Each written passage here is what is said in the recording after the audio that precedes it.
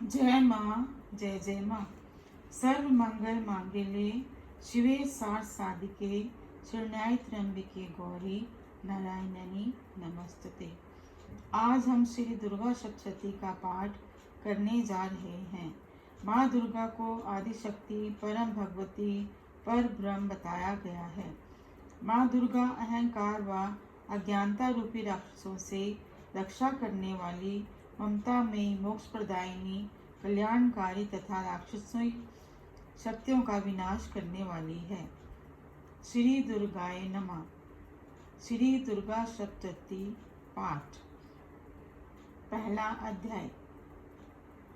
जिस समय क्षीर सागर पर शेषनाग की शैया पर भगवान विष्णु के सो जाने के पश्चात मधुप कैटभ का संहार करने के लिए कमल से उत्पन्न होने वाले ब्रह्मा ने जिनकी स्तुति की थी, उन्हीं महाकाली भगवती की वंदना करता हूँ, जो कि अपनी 10 दिशाओं में खड्ग, चक्र, गदा, वाण, धनुष, परिध, शूल, भुषंडी, मस्तक और शंख धारण किए हुए हैं, जिनके 3 विशाल नेत्र हैं, जो अपने तमाम अंगों में आभूषण धारण किए हुए हैं, जिनके 10 मुख व 10 पैर हैं और जिनका तमाम अंग नीलमणि के समान चमकता है।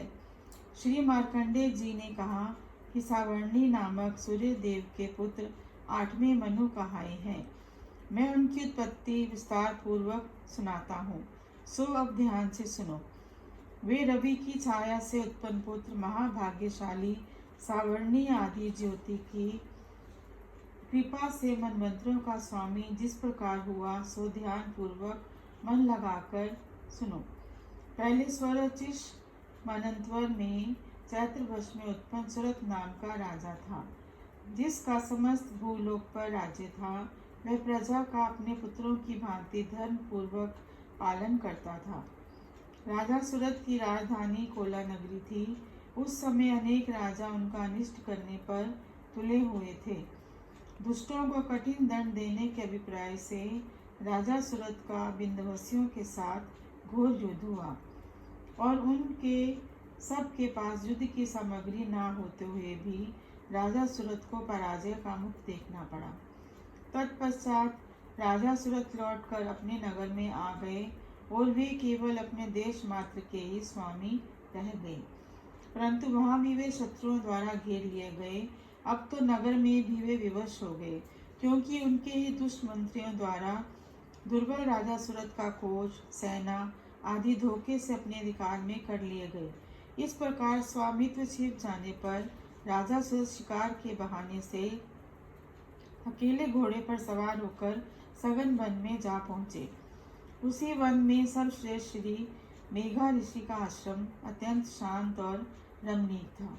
वहाँ अनेक प्रकार के पशु, पक्षी, हरिण और ऋषि कुमारों के वातावरण से वह बहुत सुहावना नजर आता था। राजा सूरत के वहां पहुंचने पर मेघा ऋषि ने उनका बहुत कुछ सत्कार किया। मुनि द्वारा सत्कार पाकर राजा सूरत ने वहां आश्रम में कुछ दिन ठहर गया। एक दिन राजा सूरत को अपने देश और राज्य का मोह आ गया और सोचने लगा कि जो नगर मेरे पूर्वजों द्वारा पालित था, अब वह आज मुझसे रहित हो गया।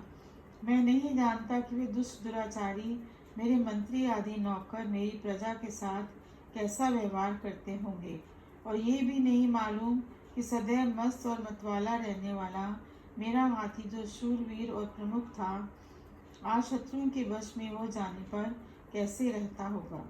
धन की प्राप्ति को जो लोग मेरे पीछे पीछे रहा करते थे, आज शत्रुओं के अधीन ना जाने कैसे कैसे कष्ट पाते होंगे, और हमने अत्यंत कष्टों से जो धन एकत्रित किया था, उसे वे दुष्ट लोग नष्ट करते होंगे। इस प्रकार राजा सूरत अनेक बातें याद करते हुए चिंताओं के सागर में डूब रहे थे। एक दिन उन्होंने वहां मेघा ऋषि के आश्रम के निकट एक वैश्य को देखा, जो राजा की भांति ही शोक सागर में डूबा हुआ था। राजा सूरत ने उससे पूछा कि हे भाई, तुम कौन हो और यहाँ इस सघन वन में किस लिए आए हो? अपने शौक और चिंता का कारण बताओ, मैं सुनना चाहता हूँ। राजा के इस प्रकार प्रेम भरे वचन सुनकर वह वैश्य नम्रता पूर्वक बोला, हे राजन, मैं वर्णिक पुत्र हूँ और मेरा नाम समाधि है। मेरा जन्म धनाढ़ घराने में हुआ था।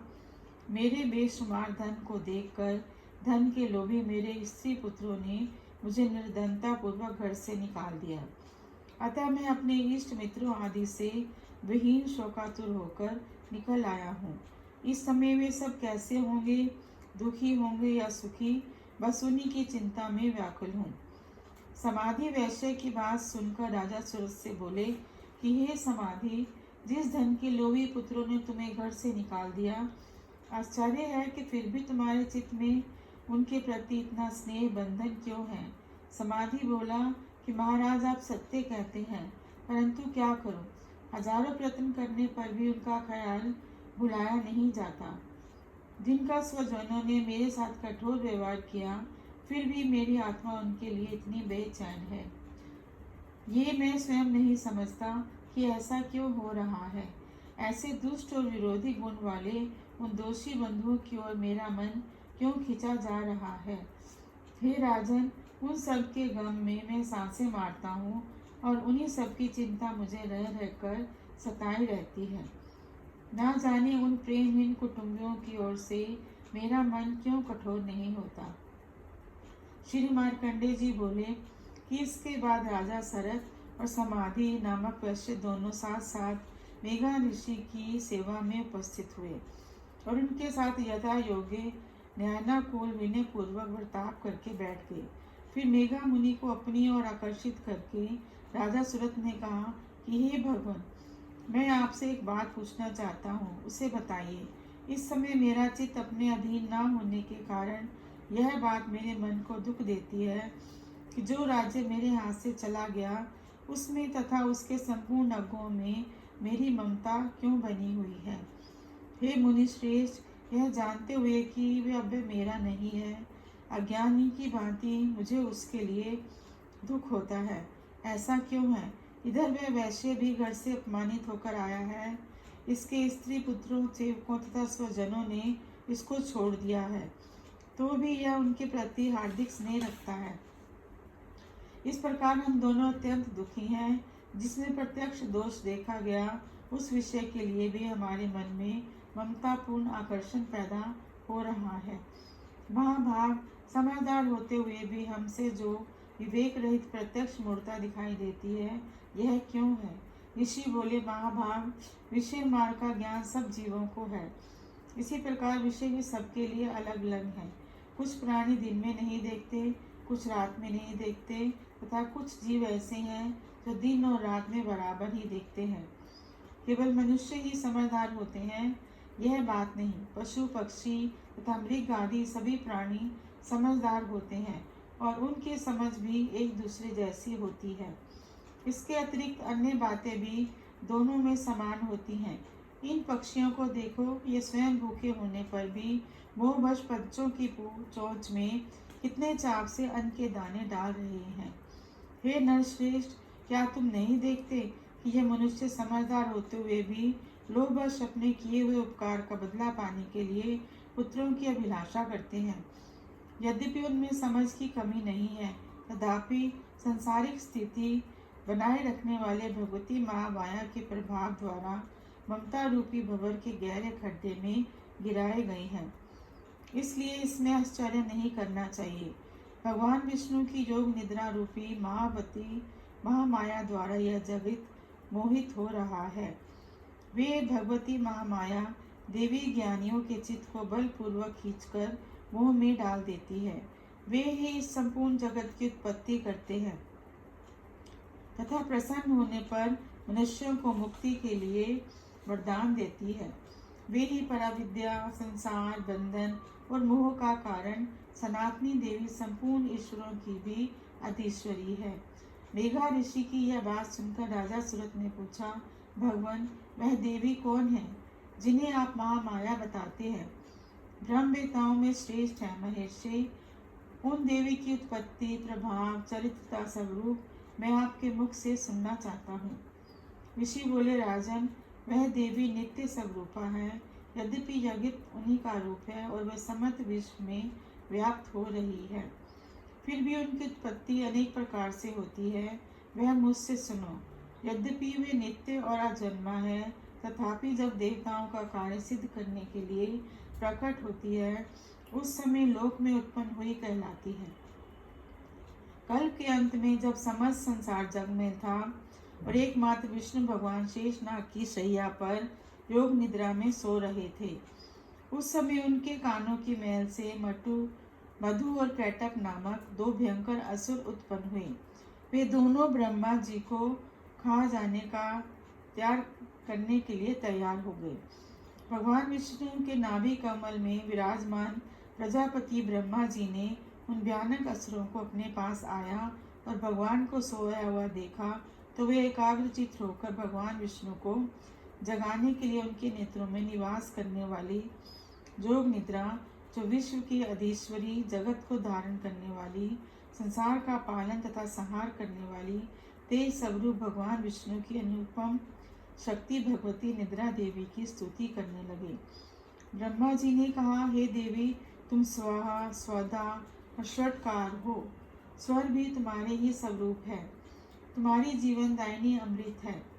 नित्य अक्षर प्रणव में आकार, उकार, मकार, इन तीनों मात्राओं के रूप में तुम ही स्थित हो तथा इन तीन मात्राओं के अतिरिक्त जो बिंदु रूपा नित्य अर्ध मात्रा है, वह भी तुम ही हो। देवी, तुम ही संध्या, सावित्री तथा परम जननी हो। देवी, तुम ही इस विश्व को धारण करती हो। तुम्ही से इस जगत की उत्पत्ति, पालन तथा संहार होता है। तुम्ही महाविद्या, महामाया, महामेघा, महास्मृति, महामोरूपा, महादेवी और महासुरी हो।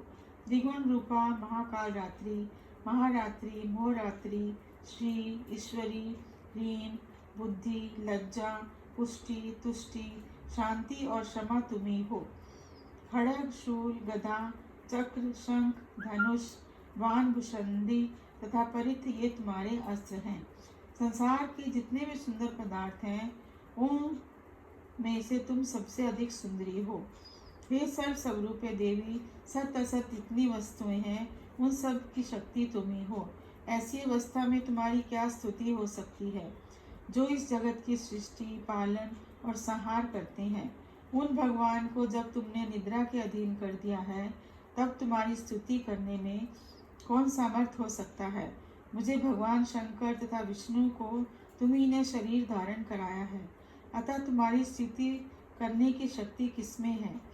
हे देवी, दोनों असुर मधुर और कैटव को मुंह में डाल दो और भगवान विष्णु को शीघ्र ही जगाकर इन दोनों महान असुरों को मार डालने की बुद्धि उत्पन्न कर दो। ऋषि कहते हैं कि हे राजन, जब ब्रह्मा जी ने वहाँ मधु और कैटव को मारने के उद्देश्य से तमोगुण की अधिष्ठात्री देवी योग निद्रा की इस प्रकार स्तुति की, तब वे भगवान के नेत्र, मुख, नाक, भुजा, हृदय और छाती से निकलकर ब्रह्मा जी के सामने खड़ी हो गई। योग निद्रा से मुक्त होते ही जगत के स्वामी भगवान जनार्दन शेष शैया से जाग उठे। उठते ही प्रभु की दृष्टि मधु और कैटव पर गई, जो कि अत्यंत बलवान तथा पराक्रमी थे और क्रोध से लाल आंखें किए ब्रह्मा जी को खा जाने का उद्योग कर रहे थे। तब भगवान श्री हरि ने उठकर उन दोनों के साथ 5000 वर्ष तक केवल बाहु युद्ध किया। वे दोनों अत्यंत बल के कारण उन्मत्त हो रहे थे, मगर महामाया ने उन्हें मुंह में डाल दिया था। इस कारण विष्णु से कहने लगे कि तुम्हारी वीरता से संतुष्ट हैं, इसलिए तुम हम लोगों से कोई वरदान मांगो। यह सुनकर भगवान बोले, यदि तुम दोनों मुझसे प्रसन्न हो तो अब मेरे हाथ से मारे जाओ। बस इतना सा ही मैंने वर मांगा है।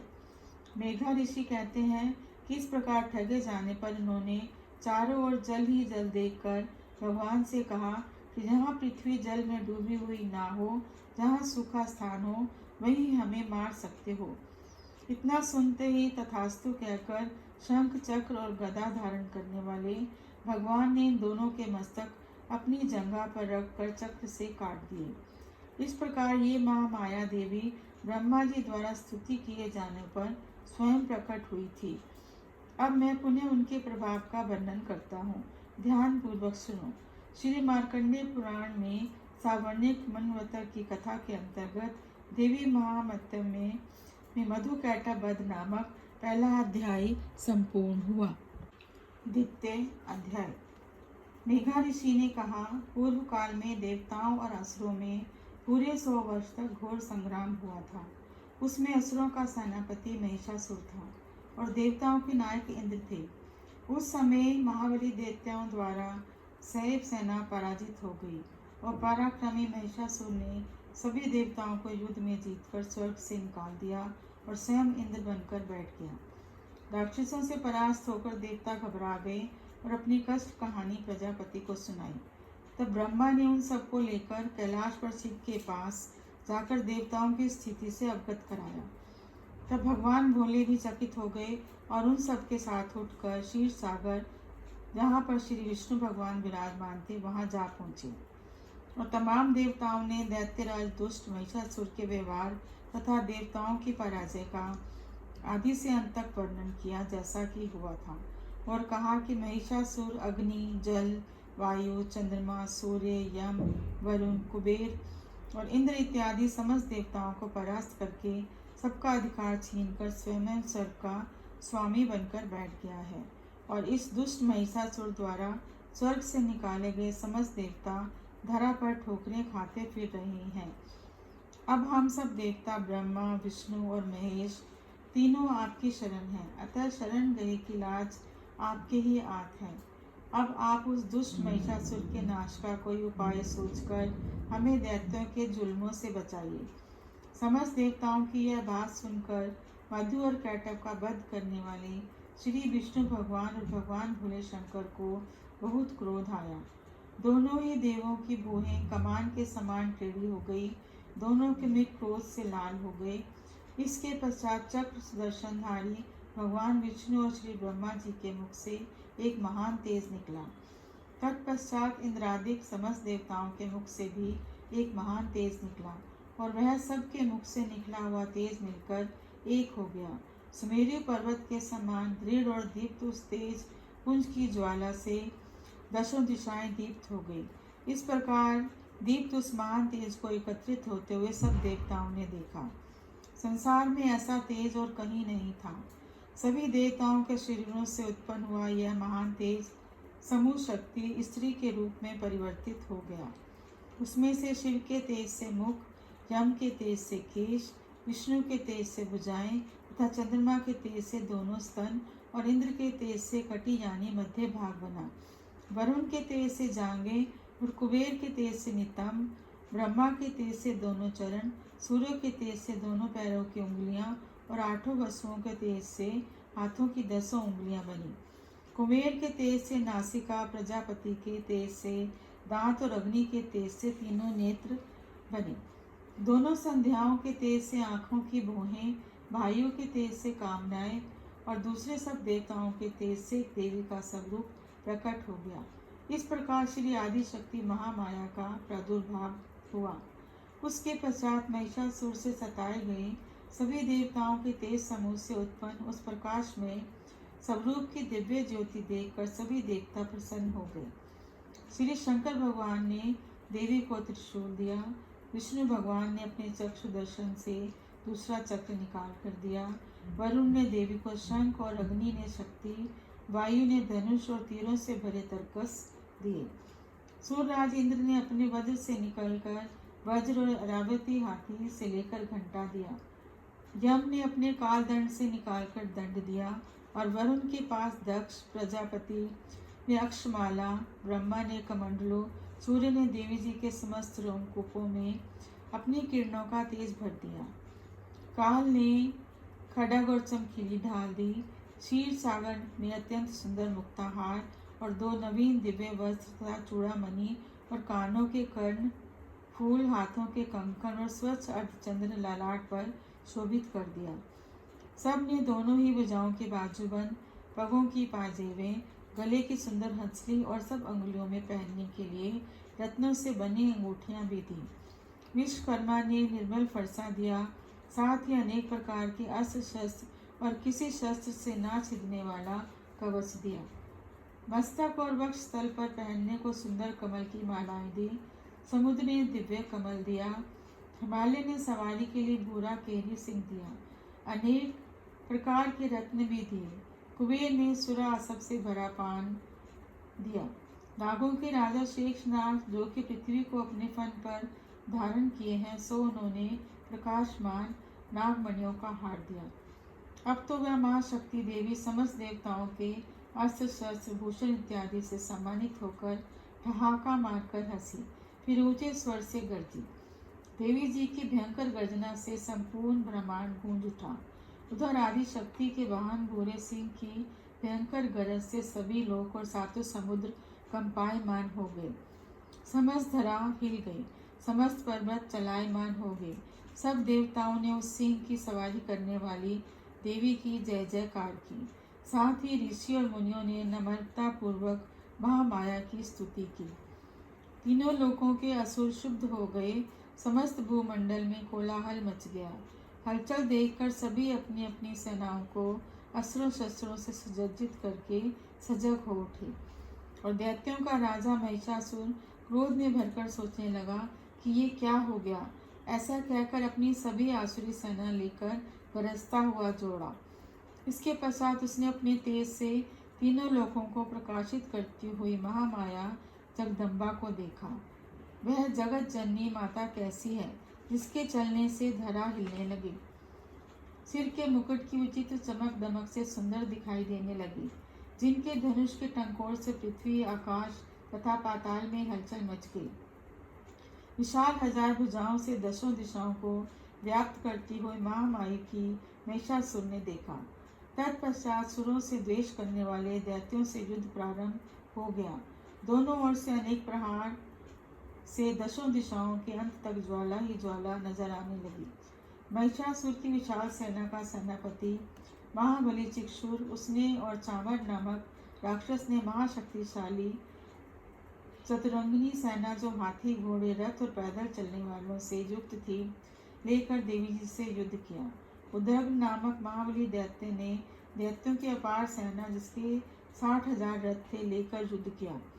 महाहनु नामक असुर आयुध 10,000 सेना और 1,000 रथों और अनेक प्रकार की युद्ध सामग्री सहित रुद्र क्षेत्र में आया।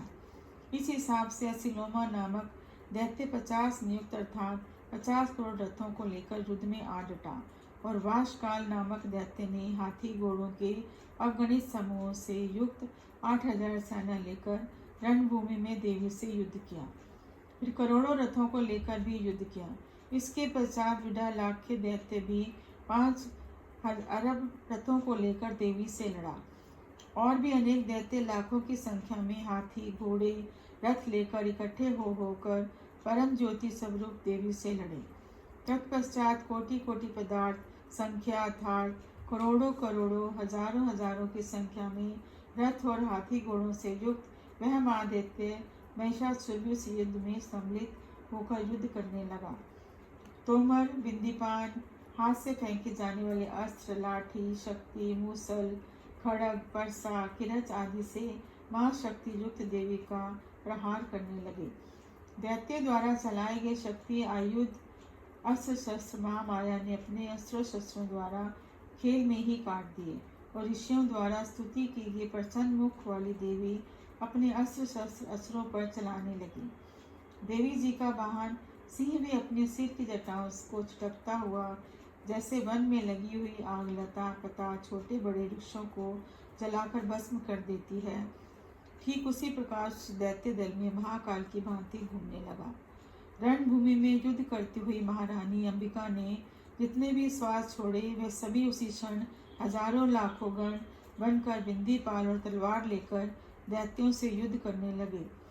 देवी के महाशक्तिशाली गण दैत्यों का संहार करते हुए ढोलक, शंख, नरसिंगे इत्यादि बजाते चिंगारते तत्पश्चात महारानी महामाया ने गदा, त्रिशूल, महाशक्ति नामक अस्त्रों की वर्षा कर दी, जिसके प्रहार ने अगणित दैत्यों को मारकर रणभूमि में सदैव के लिए सुला दिया और बहुतों को भयंकर घंटे के शब्द से मूर्छित कर दिया और उनको बांध बांधकर बुरी तरह घसीटा।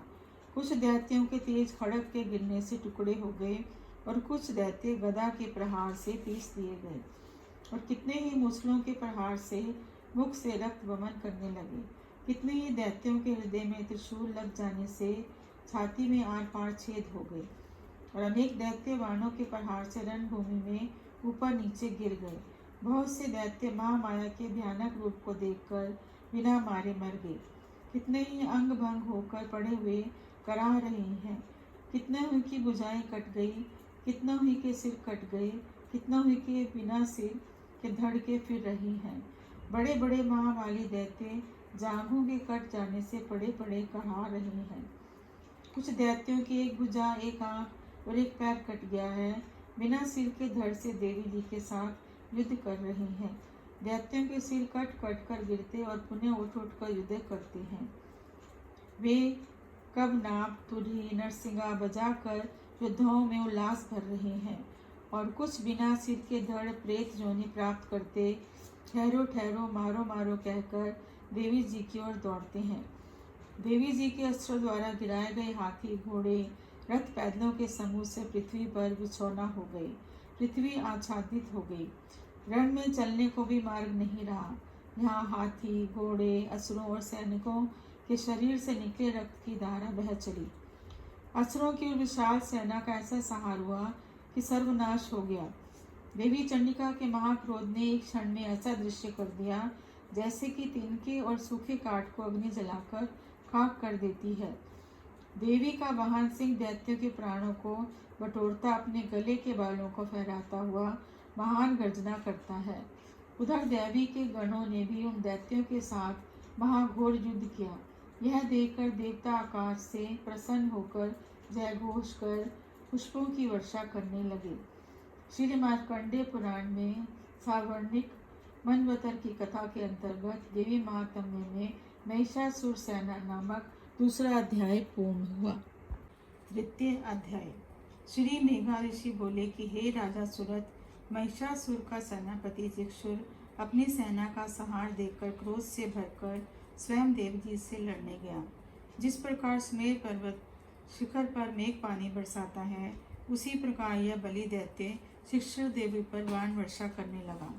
परंतु देवी ने उसके कठिन कराल बाणों को एक क्षण के खेल में ही काट दिया और रथ के सारथी को भी घोड़ों के सहित मार दिया। महामाया ने एक ही क्षण में उसके धनुष तथा ऊपर लहराती हुई ध्वजा पताका को भी काट कर गिरा दिया और धनुषहीन जिक्षुर के अंगों में अपने तीक्ष्ण बाणों के द्वारा गहरे छेद कर दिए। तब वह दैत्य क्रोध करके धनुष रथ और सारथियों के नष्ट हो जाने पर ढाल तलवार लेकर देवी जी पर दौड़ पड़ा। अति शीघ्रता पूर्वक जिक्षुर ने तेज धार वाली तलवार से शेर के सिर पर भरपूर वार कर दिया और फिर देवी जी के हाथ पर भी प्रहार किया। महर्षि मेघा ने कहा कि हे राजा सुरथ, जिक्षुर का यह खड़ग देवी के हाथ लगते ही टूटकर टुकड़े टुकड़े हो गया। तत्पश्चात उसने अत्यंत क्रोधपूर्वक लाल लाल आंखें करके त्रिशूल का वार किया। उस महाबली दैत्य ने सूर्य के तेज वाले शूल को आकाश में पहुंचाकर देवी जी पर छोड़ दिया। महामाया ने जिक्षुर वाले शूल को आकाश से आते हुए देखा तो उसके प्रत्युत्तर में अपने शूल का प्रहार किया, जिससे राक्षस के शूल के सैकड़ों टुकड़े हो गए और वह महादैत्य मारा गया। महिषासुर ने उस महापराक्रमी सेनापति जिक्षुर के मारे जाने पर देवताओं को कष्ट देने वाला चामर हाथी पर चढ़कर आया। उसने भी देवी के ऊपर शक्ति का प्रहार किया, किंतु जगदम्बा ने उसे अपने उपहार से आहत एवं निष्प्रभ करके पृथ्वी पर गिरा दिया। अपनी शक्ति को टूटकर गिरा देखकर चामर अत्यंत क्रोधित हुआ। फिर उसने शूल चलाया, किंतु देवी ने अपने बाणों द्वारा उसे भी काट दिया। इसके बाद देवी का सिंह उछलकर हाथी के मस्तक पर जा चढ़ा और दैत्य के साथ खूब जोर लगाकर बाहुयुद्ध करने लगा। वे दोनों लड़ते हुए भूमि पर आ गए और अत्यंत क्रोधित होकर एक दूसरे पर भयंकर प्रहार करने लगे। तत्पश्चात सिंह बड़े वेग से आकाश की ओर उछला और उधर से गिरते समय उसने अपने पंजों के प्रहार से चामर का सिर धड़ से अलग कर दिया। इसी प्रकार उदग्र भी शिला और वृक्ष आदि की मार से युद्ध क्षेत्र में मारा गया। कराल भी दांतों, मुक्कों तथा थप्पड़ों की चोट से धाराशायी हो गया। क्रोधित होकर देवी ने गदा के प्रहार से उद्दत का कचुम्बर निकाल दिया। बिंदीपाल से बाष्पकल को और वाणों से ताम्र और अंधक को मार डाला। 3 नेत्रों वाली देवी ने त्रिशूल से उग्रागास्य उग्रवीर तथा माँ हनु नामक दैत्य मार गिराए। तलवार से बिड़ाल का मस्तक धड़ से अलग कर दिया। दुर्धर और दुर्मुख नामक दैत्यों को बाणों की मार से यमलोक भेज दिया। अपनी सेना को इस प्रकार नष्ट होते देखकर महिषासुर भैंसे का रूप धारण कर देवी के गणों को त्रास देने लगा। किन्हीं को थुथुन से, किन्हीं को खुरों से, किन्हीं को पूंछ की चोट पहुंचाकर, कुछ को सींगों से फाड़कर, कुछ गणों को वेग से, किन्हीं को गर्जना करके, कुछ को चक्कर देकर तथा कितने ही गणों को अपने नथनों की निश्वास वायु के झोंकों से धराशायी कर दिया। इस प्रकार देवी के गणों की सेना की गिराकर वह असुर महादेवी सिंह को मारने के लिए झपटा। इससे जगदम्बा अत्यंत क्रोधित हो गई। उधर महापराक्रमी महिषासुर भी क्रोध में भरकर अपने खुरों से पृथ्वी को खोदने लगा और अपने सींगों से ऊंचे ऊंचे पर्वतों को उठाकर फेंकने लगा। अत्यंत वेग से चक्कर देने के कारण पृथ्वी फटने लगी। उसकी पूंछ से टकराकर समुद्र सब ओर से धरती को डुबोने लगा। हिलते हुए सिंगों की चोट से फटकर बादलों के टुकड़े टुकड़े हो गए। उसकी श्वास के प्रचंड वेग से उड़े हुए सैकड़ों पर्वत आकाश से गिरने लगे। इस प्रकार क्रोध से भरे हुए उस महादैत्य को अपनी ओर आता देखकर चंडिका ने उसको मारने के लिए महान क्रोध किया और वो अपना पांच फेंक कर उस महादैत्य को बांध लिया। बंध जाने पर वह भैंसे का रूप छोड़कर तत्काल सिंह के रूप में प्रकट हो गया। उस अवस्था में जगदम्बा ज्यों ही उसके मस्तक काटने के लिए उद्यत हुई, तो ही वह खड़ग हाथ में लिए पुरुष के रूप में दिखाई देने लगा। तब देवी ने शीघ्र ही बाणों की वर्षा करके ढाल और तलवार सहित उस पुरुष को भी बांध दिया। इसके पश्चात उसने महान गजराज हाथी का रूप बना लिया और गरजते हुए अपने सूंड से देवी के विशाल सिंह को खींचने लगा। तब देवी ने अपनी तलवार से उसकी सूंड काट डाली। इसके पश्चात महादैत्य पुनः भैंसे का शरीर धारण करके पहले की भांति चराचर तीनों लोकों के प्राणियों को व्याकुल करने लगा। तब क्रोध से भरी हुई जगदम्बा चंडिका बारंबार उत्तम मधु का पान करने और लाल लाल नेत्र करके हंसने लगी। उधर बल और पराक्रम के मद से उन्मत्त हुआ वह राक्षस अपने सींगों से चंडिके के ऊपर पर्वतों को फेंकने लगा। उस समय देवी अपने बाणों से असुर द्वारा फेंके गए पर्वतों को चूर्ण करती हुई बोली। बोलते समय उनका मुख मधु के मद से लाल हो रहा था और वाणी लड़खड़ा रही थी। देवी ने कहा, ओ मूर्ख, जब तक मैं मधु पीती हूँ तब तक क्षण भर के लिए तू खूब गरज ले। तेरे हाथ से मारे जाने पर अब शीघ्र ही देवता भी गर्जना करेंगे। ऋषि कहते हैं, इस प्रकार कहकर देवी उछली और उस महादैत्य के ऊपर चढ़ गई। फिर उसने अपने पैर से दबाकर उसके शूल से उसके कंठ पर प्रहार किया। उसके पैर से दबा होने पर भी महिषासुर अपने मुख से दूसरे रूप में बाहर होने लगा। अभी वह आधे शरीर से ही बाहर निकल पाया था कि देवी ने अपने प्रभाव से उसे रोक दिया। आधा निकला होने पर भी वह महादैत्य देवी से युद्ध करने लगा। तब देवी ने अपना विशाल तलवार से उसका मस्तक काट दिया। इसके बाद हाहाकार करती हुई दैत्यों की सेना भाग गई और संपूर्ण देवता अत्यंत प्रसन्न होकर दिव्य महर्षियों के साथ दुर्गा देवी की स्तुति करने लगे। गंधर्वराज गायन और अप्सराएं नृत्य करने लगी। श्री मार्कंडेय पुराण में मनवंतर की कथा के अंतर्गत देवी महात्म्य में महिषासुर नामक वध नामक तीसरा अध्याय पूर्ण हुआ। चौथा अध्याय। ऋषि कहते हैं कि देवी के हाथ से अत्यंत पराक्रमी दुष्ट महिषासुर और उसकी दैत्य सेना नष्ट हो जाने पर इंद्र आदि देवता प्रणाम की मुद्रा में गर्दन और कंधे झुकाकर भगवती देवी की अर्चना करने लगे। उस समय अत्यंत हर्ष के कारण उनके अंगों में रोमांच हो रहा था। देवता बोले, संपूर्ण देवताओं की शक्ति का समूह ही जिनका स्वरूप है तथा जिन देवी ने अपनी शक्ति द्वारा संपूर्ण जगत को व्याप्त किया हुआ है, महर्षियों तथा समस्त देवताओं की पूजनीय उन जगदम्बा को हम भक्ति पूर्वक प्रणाम करते हैं। वे हम लोगों का कल्याण करें। जिनके अनुपम प्रभाव एवं बल का भगवान शेषनाग, ब्रह्मा और महादेव जी भी वर्णन करने में असमर्थ हैं। वे भगवती चंडिका संपूर्ण जगत का पालन और अशुभ भय का नाश करने का विचार करे। जो पुण्यात्माओं के यहाँ स्वयं ही लक्ष्मी रूप में, पापियों के यहाँ दरिद्रता रूप से शुद्ध अंतःकरण वाले पुरुषों के हृदय में, बुद्धि रूप से सत्पुरुषों में, श्रद्धा रूप से तथा कुलीन मनुष्यों में लज्जा रूप से निवास करती है। उन भगवती दुर्गा को हम नमस्कार करते हैं। हे देवी, आप संपूर्ण विश्व का पालन कीजिए। देवी, आपके इस अचिंतनीय रूप, असुरों का नाश करने वाले पराक्रम तथा समस्त देवताओं और दैत्यों के सामने युद्ध में प्रकट हुए अद्भुत चरित्रों का हम किस प्रकार वर्णन करें। आप संपूर्ण जगत की उत्पत्ति का कारण है। यद्यपि आप में सतोगुण, रजोगुण, तमोगुण तीनों गुण मौजूद हैं, फिर भी दोषों के साथ आपका संसर्ग नहीं जान पड़ता। भगवान विष्णु और महादेवी जी, आज देवता भी आपका पार नहीं पा सके। आप ही सबका आश्रय हैं। वह संपूर्ण संसार आपके अंशभूत हैं, क्योंकि आप ही सबकी आदिभूत अव्यकृता प्रकृति हैं। देवी, संपूर्ण यज्ञों में जिसके उच्चारण से देवता तृप्ति प्राप्त करते हैं, वह स्वधा आप ही हो। इसके अतिरिक्त पितरों की तृप्ति का कारण होने से आपको स्वधा भी कहा जाता है। देवी, जो मोक्ष की प्राप्ति का साधन है, अचिंतन्य महाव्रत स्वरूप है, समस्त दोषों से रहित, नितेंद्रिय तत्व का सार वस्तु मानने वाले तथा मोक्ष की कामना रखने वाले मुनिजन जिसका अभ्यास करते हैं, वह भगवती परा विद्या आप है। आप शब्द स्वरूपा हैं, अत्यंत निर्मल, ऋग्वेद, यजुर्वेद तथा उद्गीत के मनोहर पदों के पाठ से युक्त सामवेद का आधार भी आप ही हैं।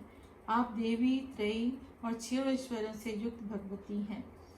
इस संसार की उत्पत्ति और पालन के लिए आप ही खेती और आजीविका के रूप में प्रकट हुई हैं। आप संपूर्ण जगत की पीड़ा को नाश करने वाली हैं। देवी, जिससे समस्त शास्त्रों का इस सार का ज्ञान होता है, वह मेघा शक्ति आप है। इस दुर्गम भव सागर से पार करने वाली नौका रूप दुर्गा देवी भी आप ही हैं। आप आसक्ति से रहित कैटव के शत्रु भगवान विष्णु के वक्ष स्थल में रहने वाली भगवती लक्ष्मी और चंद्रशेखर द्वारा सम्मानित गौरी भी आप हैं।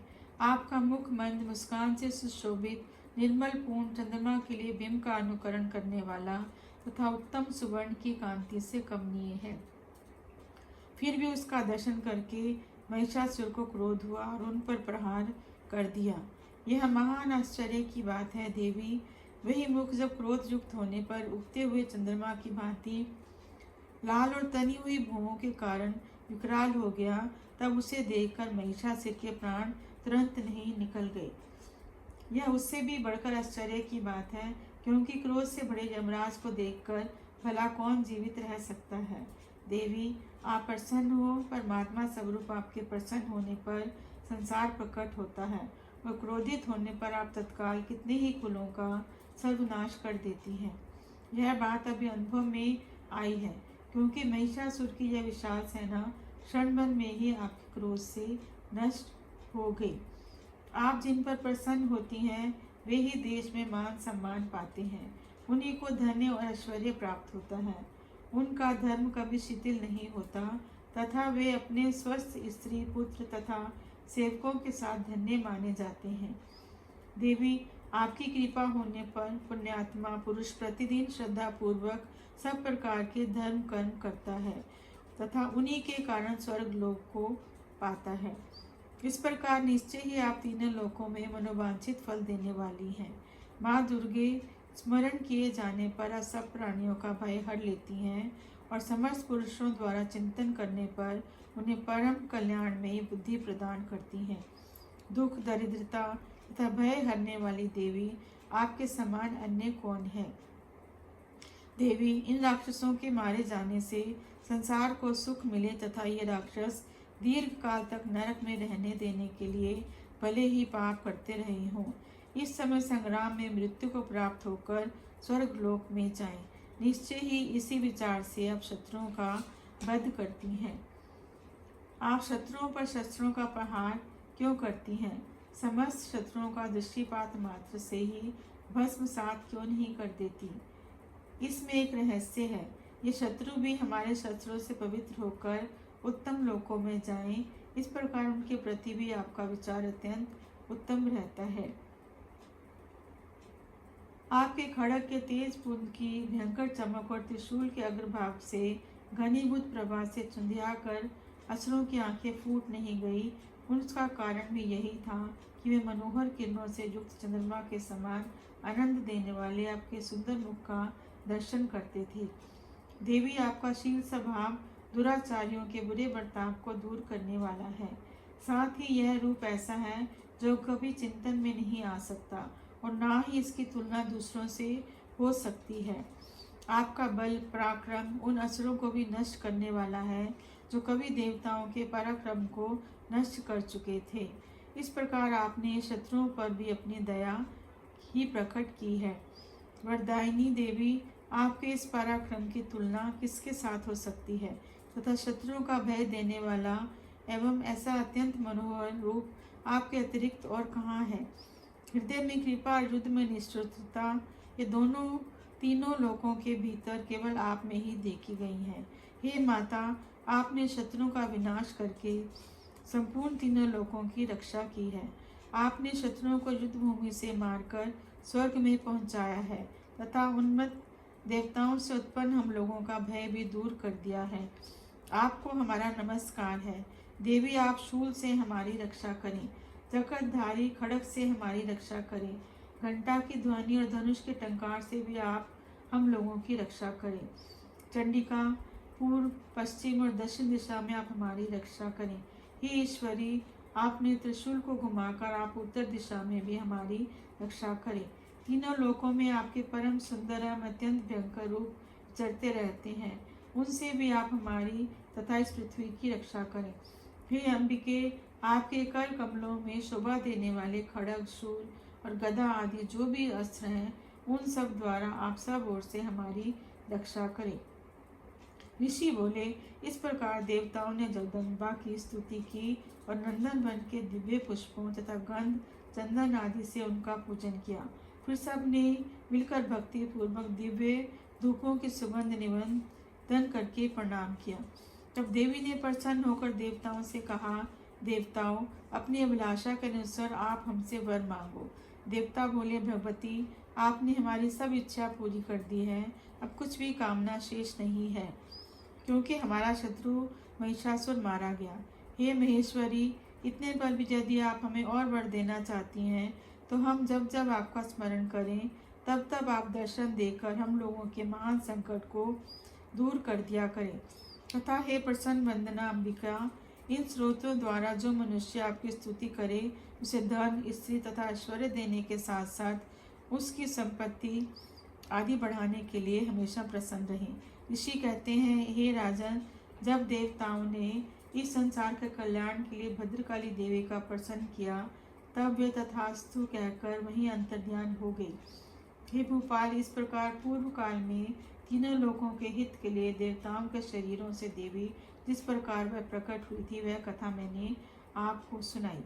अब पुनः देवताओं का उपकार करने वाली वह देवी शुभ, निशुंभ तथा अन्य असुरों को मारने एवं लोकों की रक्षा करने के लिए गौरी देवी के शरीर से जिस प्रकार प्रकट हुई थी वह सब कथा मुझसे सुनो, मैं यथावत उसका वर्णन करता हूँ। इस प्रकार मार्कंडेय पुराण में मनवंतर की कथा के अंतर्गत देवी महात्म्य में शक्रादि स्तुति नामक चौथा अध्याय पूर्ण हुआ। 5वां अध्याय। ऋषि कहते हैं, पूर्व काल में शुंभ और निशुंभ नामक असुरों ने अपने बल के घमंड में आकर शशिपति इंद्र के साथ तीनों लोकों का राज्य और यज्ञों के भाग छीन लिए। उन दोनों ने सूर्य, चंद्रमा, कुबेर, यम और वरुण के अधिकार भी पा लिए। वायु और अग्नि का काम भी वे ही करने लगे।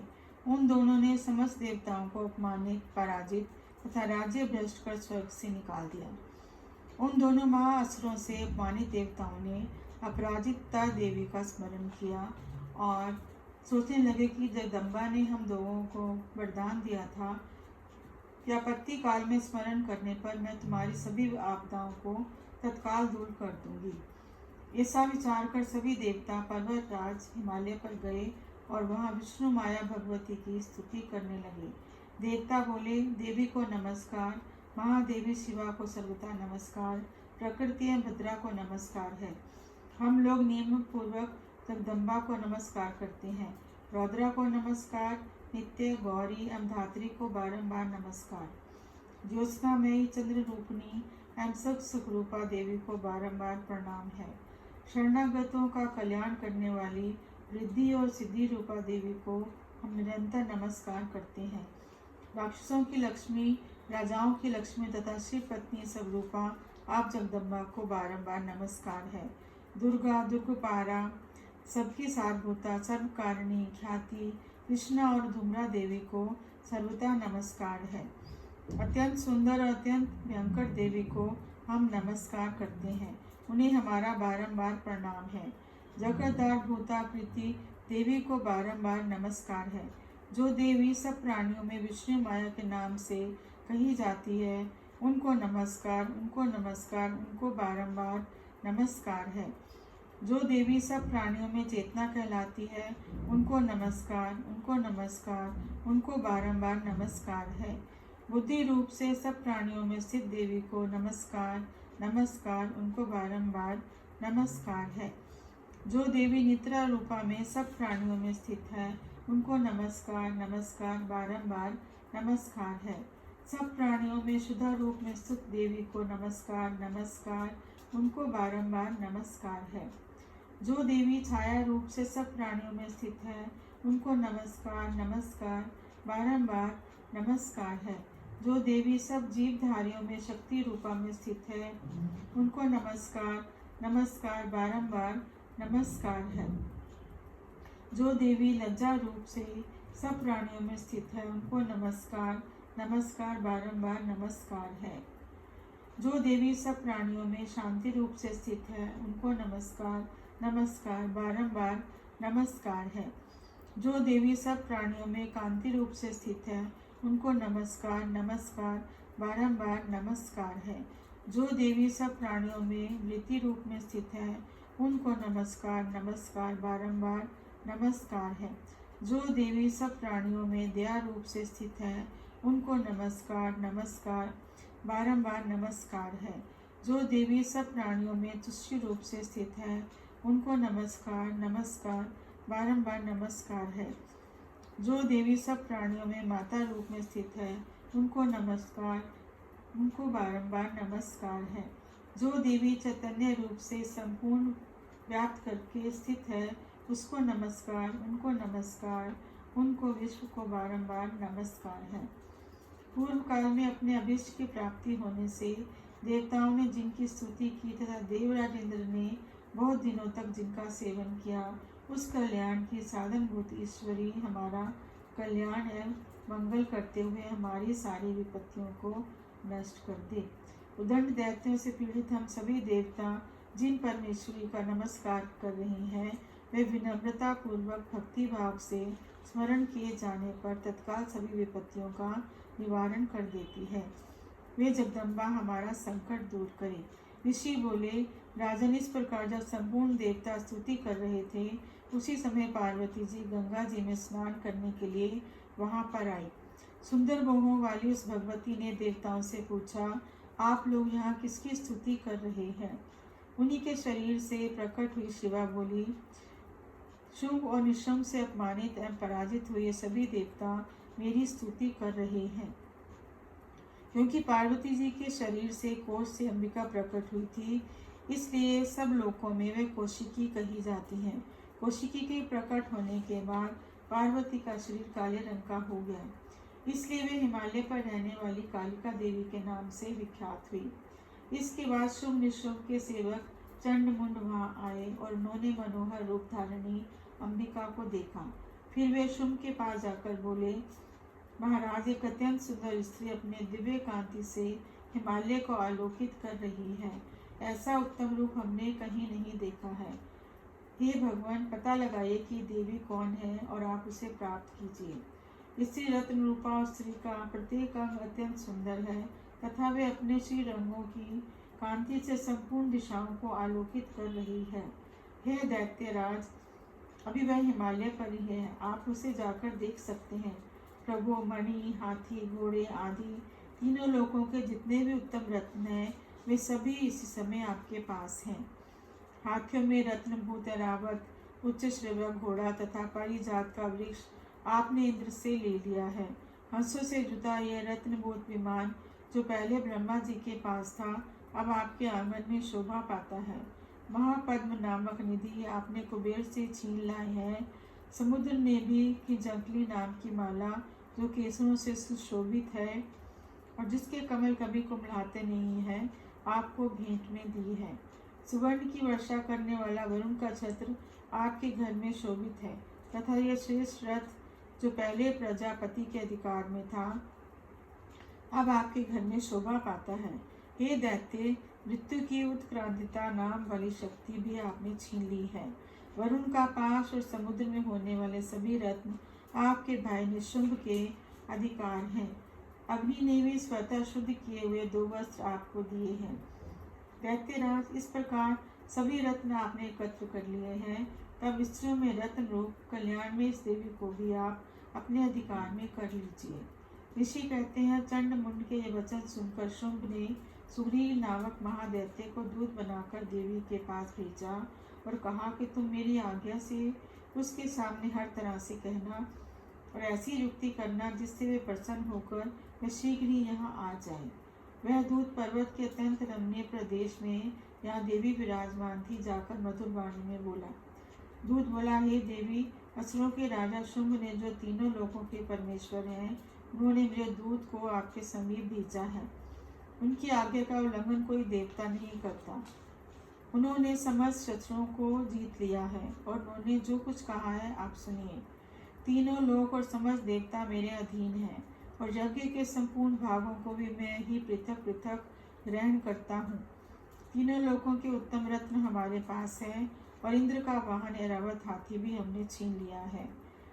समुद्र मंथन में जो अश्वरत्न उच्च श्रवा प्रकट हुआ था, वह भी देवताओं ने बड़े विनय पूर्वक मुझे भेंट कर दिया है।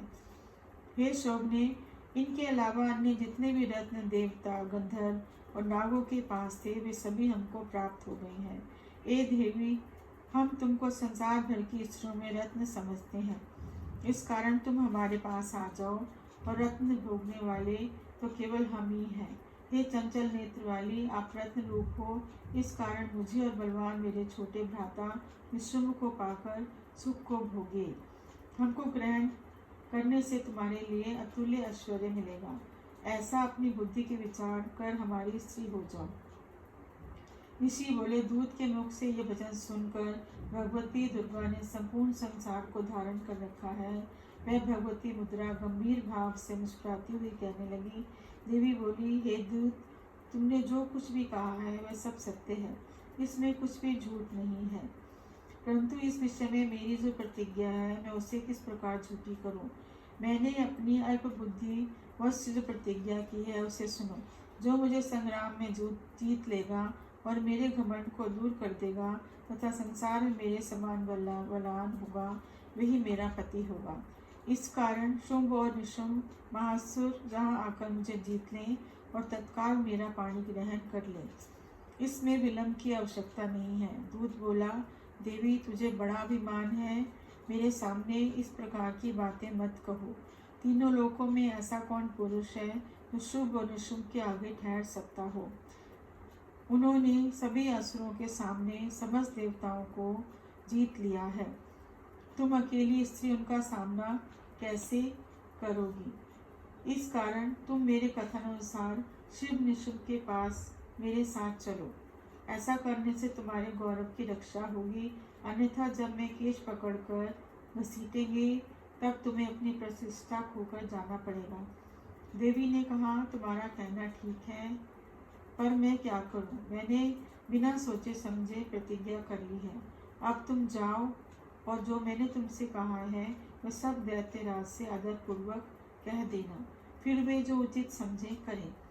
इस प्रकार श्री मार्कंडेय पुराण में मनवंतर की कथा के अंतर्गत देवी महात्म्य में देवी दूत संवाद नामक 5वां अध्याय संपूर्ण हुआ। 6वां अध्याय। ऋषि कहते हैं, देवी का यह कथन सुनकर दूत अत्यंत क्रोधित हुआ। उसने दैत्यराज के पास जाकर संपूर्ण समाचार विस्तार पूर्वक सुनाया। दूत के वचन सुनकर दैत्यराज अत्यंत कुपित हो उठा और असुर सेनापति धूम्रलोचन से कहा, धूम्रलोचन, तुम शीघ्र जाओ और उसे दुष्टा को केश पकड़कर घसीटते हुए यहाँ ले आओ। उसकी रक्षा करने के लिए देवता पक्ष तथा गंधर्व आदि अन्य कोई भी खड़ा हो उसे मार डालना। ऋषि बोले, शुभ के इस प्रकार आज्ञा देने पर धूम्रलोचन दैत्य ने 60,000 असुरों की सेना लेकर तुरंत वहां प्रस्थान किया। वहां पहुंचकर उसने हिमालय पर रहने वाली देवी को देखा और ललकार कर कहा, अरे तू शुंभ निशुंभ के पास चल। यदि तू इस समय प्रसन्नता पूर्वक मेरे स्वामी के पास नहीं चलेगी तो मैं बलपूर्वक चोटी पकड़कर घसीटते हुए ले चलूंगा। देवी बोली, तुम दैत्यों के राजा ने तुम्हें भेजा है, तुम बलवान हो, तुम्हारे पास विशाल सेना है, ऐसी दशा में तुम मुझे बलपूर्वक ले चलोगे तो मैं क्या कर सकती हूँ। ऋषि बोले, देवी के इस प्रकार कहने से धूम्रलोचन दैत्य उनकी ओर दौड़ा। तब अंबिका ने शब्द के उच्चारण मात्र से ही उसको भस्म कर दिया। फिर तो क्रोध से विहल दैत्यों की विशाल सेना और अंबिका सेना ने एक दूसरे पर तीखे बाणों, शक्ति और परसों की वर्षा आरंभ कर दी। इतने में देवी का वाहन सिंह क्रोध में भरकर भयंकर गर्जना करके गर्दन के बालों को हिलाता हुआ असुरों की सेना में कूद पड़ा। उसने कुछ दैत्यों को नखों की मार से, कितनों को अपने जबड़ों की मार से और कितने ही महादैत्यों को पटक कर दाढ़ों से जख्मी करके मार डाला। कितने ही की भुजाएं और मस्तक काट डाले। अपनी गर्दन के भार हिलाते हुए उसने दूसरे दैत्यों का पेट फाड़ डाला। अत्यंत से क्रोध से भरे देवी के वाहन महाबली सिंह ने क्षण भर में ही असुरों की सेना का संहार कर डाला। शुंभ ने जब यह समाचार सुना तो धूम्रलोचन असुर को मार डाला और उसके सिंह ने सारी सेना का सफाया कर दिया। तब वह दैत्यराज अत्यंत क्रोधित हुआ, उसके होठ कांपने लगे। उसने चंड और मुंड नामक 2 महादैत्यों को आज्ञा दी, कहा कि हे चंड और हे मुंड, तुम लोग विशाल सेना लेकर उस देवी के केश पकड़कर तथा उसे बांधकर शीघ्र यहाँ लाओ। यदि इस प्रकार उसको यहाँ लाने में तुम्हें संदेह हो तो युद्ध प्रकार में सब प्रकार के अस्त्रों शस्त्रों का प्रयोग करो और उसको मार डालना, और उस दुष्टा स्त्री के तथा सिंह के मर जाने पर भी अंबिका को बांधकर शीघ्र ही मेरे पास ले आना। इस प्रकार मार्कंडेय पुराण में मनवंतर की कथा के अंतर्गत देवी महात्म्य में धूम्रलोचन वध नामक 6वां अध्याय पूरा हुआ। 7वां अध्याय। ऋषि बोले, शुंभ की आज्ञा अनुसार चंड और मुंड आदि सेना के साथ अस्त्रों से संबद्ध होकर चल दिए। फिर हिमालय पर्वत के स्वर्ण में ऊंचे शिखर पर पहुंचकर उन्होंने सिंह पर विराजमान देवी को देखा। वे मंद मंद मुस्कुरा रही थी। देवी को इस प्रकार मुस्कुराते हुए देखकर धनुष और तलवार लेकर देवी के समीप आ तत्परता से पकड़ने का यत्न करने लगे। तब अंबिका उन शत्रुओं पर अत्यंत क्रोधित हुई। उस समय क्रोध के कारण उनका मुख काला पड़ गया, ललाट कर मुँहें टेढ़ी हो गई और वे वहां से तुरंत अत्यंत विकराल काली प्रकट हुई, जो तलवार और पाश लिए हुए थी। वे विचित्र खंडवाक धारण किए और चीते के चर्म की साड़ी तथा नरमुंडों की माला से अलंकृत थी। उनके शरीर का मांस सूख गया था, केवल अस्थि पंजर मात्र शेष था। इससे वे अत्यंत भयंकर जान पड़ती थी। विशाल मुख से जीव लग पाने के कारण वे और डरावनी प्रतीत होती थी। उनकी आंखें भीतर की ओर धसी हुई अंगारे के समान लाल थी। वे अपनी भयंकर गर्जना से संपूर्ण दिशाओं को गुंजा रही थी। बड़े बड़े दैत्यों का वध करती वे कालिका देवी बड़े वेग से दैत्य सेना पर टूट पड़ी, उनका भक्षण करने लगी। वे पार्श रक्षकों, अकुंशधारी महावतों, योद्धाओं तथा घंटा सहित कितने ही हाथियों को एक ही हाथ में पकड़कर मुंह डाल लेती थी। इस प्रकार घोड़े, रथ, सारथी सहित सभी सैनिकों को मुंह में डालकर अत्यंत भयानक रूप से दांतों से उन्हें चबा डालती थी। किसी के बाल पकड़ लेती, किसी की गर्दन दबा देती, किसी को पैरों से दबोच देती और किसी को छाती से धकेल कर मार डालती। इस प्रकार काली ने बलवान दुरात्मा दैत्यों की सारी सेना कुचल डाली और कितनों को ही मार भगाया। कुछ तलवार के घाट उतार दिए और कुछ खड्गाओं को पीट दिया, कितने ही असुर दांतों से कुचल दिए। इस प्रकार क्षण भर में ही दैत्यों की सेना देवी ने मार गिराई। यह देख चंड उन अत्यंत भयंकर काली की ओर दौड़ा और इधर महादैत्य मुंड ने भी भयंकर बाणों की वर्षा से हजारों बाण चलाए और उस भयानक नेत्रों वाली देवी को ढांप दिया। वह अनेक चक्र देवी के मुख से समाते हुए ऐसे जान पड़ते थे मानो सूर्य के अनेक मंडल बादलों के उदर में प्रवेश कर रहे हों। तब भयंकर गर्जना करने वाली काली ने अत्यंत रोष में भरकर भीषण अट्टहास किया और तलवार लेकर चंड और मुंड दोनों पर आक्रमण कर उनकी गर्दन को काट दिया। महापराक्रमी चंड और मुंड के मरते ही बची हुई सेना भयभीत होकर चारों ओर भाग गई। तब काली ने चंड और मुंड के सिर हाथ में लेकर चंडिका के पास जाकर भयंकर अट्टहास करते हुए कहा, देवी, मैंने चंड और मुंड नामक ये दोनों महापशु आपकी भेंट चढ़ा दिए हैं। आप इस युद्ध में शुभ और निशुंभ का वध स्वयं करना। ऋषि बोले, अपने सम्मुख लाए गए चंड मुंड नामक महादैत्यों को देखकर कल्याणी चंडिका ने मधुर वाणी में काली से कहा, हे देवी कालिके, तुमने चंड और मुंड को लेकर मेरे पास आई हो, इस कारण संसार में अब तुम चामुंडा के नाम से विख्यात होगी। इस प्रकार श्री मार्कंडेय पुराण में मनवंतर की कथा के अंतर्गत देवी महामंत्र में चंड मुंड नामक 7वां अध्याय संपूर्ण हुआ। 8वां अध्याय। ऋषि कहते हैं, चंड और मुंड नामक दैत्यों के साथ साथ बहुत सी सेना का संहार हो जाने पर दैत्यों का प्रतापी राजा शुंभ अत्यंत क्रोधित हुआ और उसने दैत्यों की संपूर्ण सेना युद्ध करने के लिए आज्ञा दी। वह बोला, आज उधायुध नामक 86 दैत्य सेनापति अपनी सारी सेना के साथ युद्ध के लिए प्रस्थान करें। कंबू नामक 84 सेनापति भी अपनी सेना के साथ युद्ध क्षेत्र में जाएं और मेरी आज्ञा से 50 करोड़ वीरे कुल के तथा धूम्र कुल के 100 असुर सेनापति अपनी अपनी सेना के साथ कूच करें। कालक, दोहाद्र, मौर्य और काल के असुर भी मेरी आज्ञा से तुरंत प्रस्थान करें। भयंकर शासन करने वाला दैत्यराज शुभ इस प्रकार आज्ञा दे स्वयं भी सहस्रों सेनाओं के साथ युद्ध के लिए चला। दैत्यों की भयंकर सेना को आती देख चंडिका ने अपने धनुष की टंकोर से पृथ्वी और आकाश के मध्य भाग को बुझा दिया। हे राजन, उस समय देवी के सिंह ने भी बड़ी भारी गर्जना की। फिर अंबिका ने घंटा बजाकर उस गर्जना को और भी बढ़ा दिया। धनुष की टंकोर, सिंह की गर्जना तब घंटे की ध्वनि से संपूर्ण दिशाएं गूंज उठी। उस समय भयंकर शब्द से काली ने अपने विकराल मुख को भी फैलाया, जिससे वे विजयी हुई। उस शब्द को सुनकर दैत्य सेनाओं ने चारों ओर से आकर चंडिका देवी, सिंह तथा काली देविका को क्रोधपूर्वक घेर लिया। हे राजन, उसी समय असुरों के विनाश तथा देवताओं के उत्थान के लिए ब्रह्मा, शिव, कार्तिकेय, विष्णु तथा इंद्र आदि देवों की शक्तियाँ, जो अत्यंत पराक्रम और बल से संपन्न थी, उनके शरीरों से निकलकर उन्हीं के रूप में चंडिका देविका के पास गई। जिस देवता का जो रूप जैसे भूषण तथा वाहन है, उन्हीं वस्तुओं से संपन्न होकर वह देव शक्तियाँ असुरों के लिए युद्ध के लिए आई। सबसे पहले ब्राह्मणी जो हंस युक्त विमान पर बैठी अक्ष सूत्र तथा कमंडलों से सुशोभित थी, उपस्थित हुई।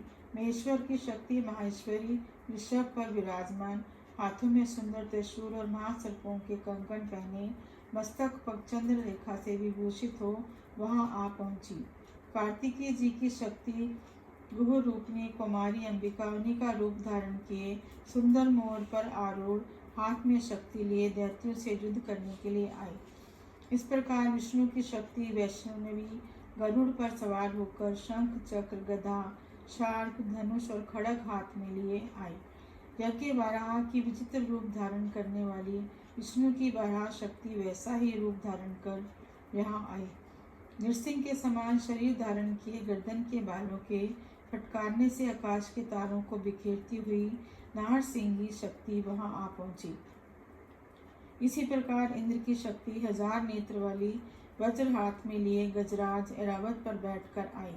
तदंतर उन देवी शक्तियों से घिरे हुए महादेव जी ने चंडिका से कहा, मेरी प्रसन्नता के लिए तो शीघ्र ही उन असुरों का संहार करो। तब देवी के शरीर से भयंकर उग्र रूप धारण किए चंडिका प्रकट हुई, जो सैकड़ों गीदड़ियों की भांति आवाज करने वाली थी। उस अपराजिता देवी ने धूमिल जटा वाले महादेव जी से कहा, भगवान आप शुभ निशुम्भ के पास दूत बनकर जाइए और अति घमंडी शुभ निशुम्भ तथा अन्य असुर जो युद्ध करने के लिए वहाँ उपस्थित हों उनसे कहना कि हे असुर, यदि तुम जीवित रहना चाहते हो तो पाताल लोक को लौट जाओ। इंद्र को तीनों लोकों का राज्य मिल जाए और देवता यज्ञ भाग का उपभोग करें। यदि तुम्हें अपने बल का अभिमान हो तो युद्ध की अभिलाषा हो तो आ जाओ, तुम्हारे मांस से मेरी जोगनियाँ तृप्त हो जाएं।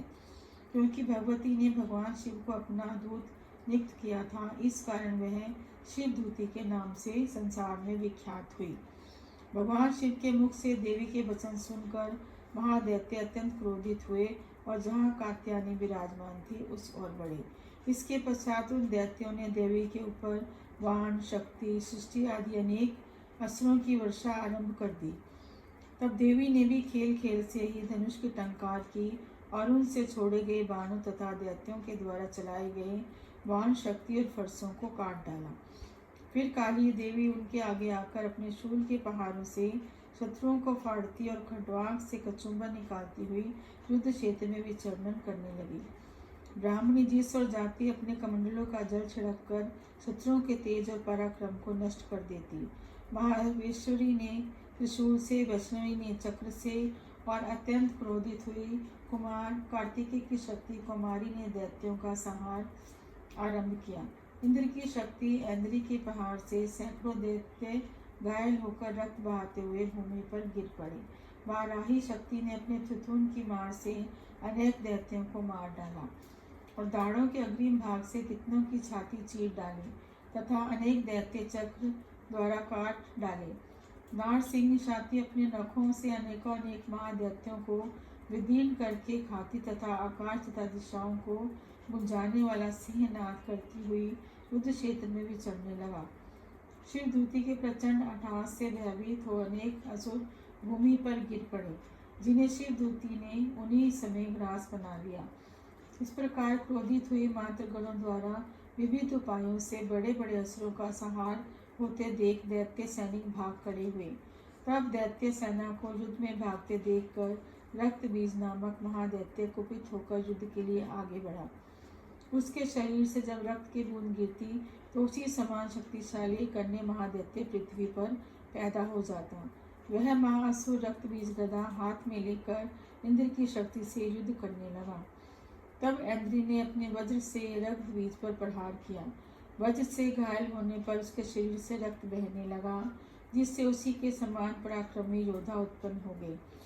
उसके शरीर से रक्त की जितनी बूंदें गिरी उतने ही दैत्य पैदा हो गए। वे सभी रक्त बीज के समान धीर्यवान, बलवान और पराक्रमी थे। रक्त से पैदा हुए ये दैत्य अत्यंत भयंकर अस्त्र शस्त्रों से मातृगणों पर प्रहार करने लगे। पुनः ऐन्द्री ने वज्र प्रहार करके उसका मस्तक शत विक्षत कर दिया। उससे रुधिर बह उठा। तब हजारों पुरुष उस रक्त से पैदा हो गए। वैष्णवी शक्ति ने चक्र से उसे मारा।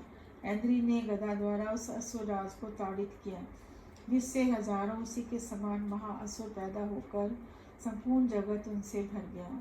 कुमारी ने शक्ति से, वाराही ने तलवार से और माहेश्वरी ने त्रिशूल से महादैत्य रक्त बीज को घायल कर दिया। तब महादैत्य रक्त बीज ने क्रोध में भरकर गदा से सभी मात्र शक्तियों पर पृथक पृथक प्रहार किए। शक्ति तथा शूल आदि से अनेक बार आहत होने पर उसके शरीर से जो रक्त की धारा गिरी उससे भी सैकड़ों असुर पैदा हो गए। इस प्रकार उस महादैत्य के रक्त से उत्पन्न हुए असुरों द्वारा संपूर्ण जगत व्याप्त होते देख देवता भयभीत हो गए। देवताओं को उदास देखकर चंडिका ने शीघ्रतापूर्वक काली से कहा, हे चामुंडे, तुम अपने मुख को और भी फैलाओ और मेरे अस्त्र से आज रक्त बीज के शरीर से गिरे रक्त बिंदुओं को और उनसे पैदा हुए महादैत्यों का रक्षण करती हुई तुम रण में विचरण करो। ऐसा करने से उस दैत्य का रक्त क्षीण होने पर वह दैत्य स्वयं ही नष्ट हो जाएगा और नए दैत्य उत्पन्न नहीं हो सकेंगे। इस प्रकार कहकर चंडिका ने अपने शूल से रक्त बीज को मारा और कालिका ने अपने मुख में उसका रक्त ले लिया। तब उसने चंडिका पर गदा से प्रहार किया और उस गदा से देवी को जरा भी आघात नहीं पहुंचा। रक्त बीज ने आज शरीर से जितना रक्त गिरा चामुंडा ने उसे अपने मुंह में ले लिया। रक्त गिरने से काली के मुख में जितने भी महादैत्य उत्पन्न हुए उन्हें भी उन्होंने चबाकर उनका रक्त पी लिया। तब देवी ने वज्र, बाण, खड़ग तथा दृष्टि आदि से रक्त बीज को मार डाला। हे राजन, इस प्रकार शास्त्रों से रहित महादैत्य रक्त बीज रक्तहीन होकर पृथ्वी पर गिर पड़ा। हे नरेश्वर, इससे देवता अत्यंत प्रसन्न हुए और मातृगण उसके रुधिर पान के मद से उन्मुक्त होकर नृत्य करने लगे। इस प्रकार श्री मार्कंडेय पुराण के मनवंतर की कथा के अंतर्गत देवी महात्म्य में रक्त बीज नामक 8वां अध्याय पूर्ण हुआ। 9वां अध्याय। राजा ने कहा, भगवान, आपने रक्त बीज के वध से संबंधित यह देवी के चरित्र का अद्भुत महात्म्य मुझे सुनाया। अब रक्त बीज के मार जाने पर अत्यंत क्रोध में भरे शुभ और निशुंभ ने जो कर्म किया उसको मैं सुनना चाहता हूँ। ऋषि कहते हैं कि हे राजन, रक्त बीज और अन्य दैत्यों के मारे जाने पर शुभ और निशुंभ के क्रोध की सीमा ना रही। अपनी विशाल सेना का इस प्रकार वध होता देखकर निशुंभ क्रोधित होकर देवी की ओर दौड़ा। उसके साथ असुरों की प्रमुख सेना थी। उसके आगे पीछे दाएं बाएं बड़े बड़े असुर थे, जो क्रोध में भरकर होठ चबाते हुए देवी को मारने के लिए आए। महापराक्रमी शुभ भी अपनी सेना सहित मातृगणों से युद्ध करके चंडिका को मारने के लिए क्रोधावेश में आया। तब शुभ और निशुंभ के साथ देवी का घोर संग्राम छिड़ गया। वे दोनों दैत्य बादलों की भांति भयंकर बाण वर्षा करने लगे। तब उन दोनों द्वारा छोड़े गए बाणों को चंडिका ने अपने बाणों द्वारा तुरंत काट गिराया और अपने शस्त्रों की वर्षा करके दोनों दैत्यपतियों को चोट पहुंचाई। तब निशुंभ ने तेज धार वाली तलवार तथा चमकती हुई ढाल लेकर देवी के वाहन सिंह के मस्तक पर प्रहार किया।